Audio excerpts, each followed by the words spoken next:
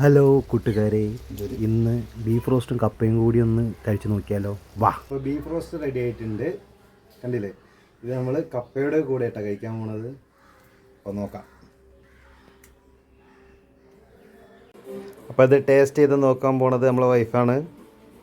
Okay, എടുത്തോളൂ.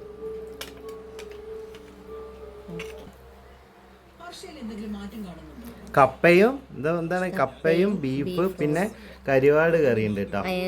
അയല കരിവാട്. Beef എങ്ങനെയുണ്ട് നോക്ക്. കപ്പയും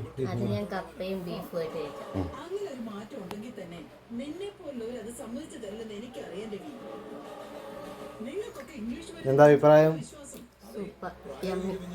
ഓക്കെ.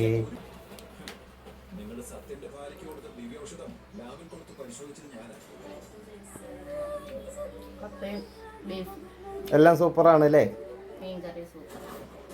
ഓക്കെ. ആരും ഇഷ്ടപ്പെട്ടാൽ ലൈക്ക് ചെയ്യുക, ഷെയർ ചെയ്യുക, ഫോളോ ചെയ്യുക. ഓക്കെ.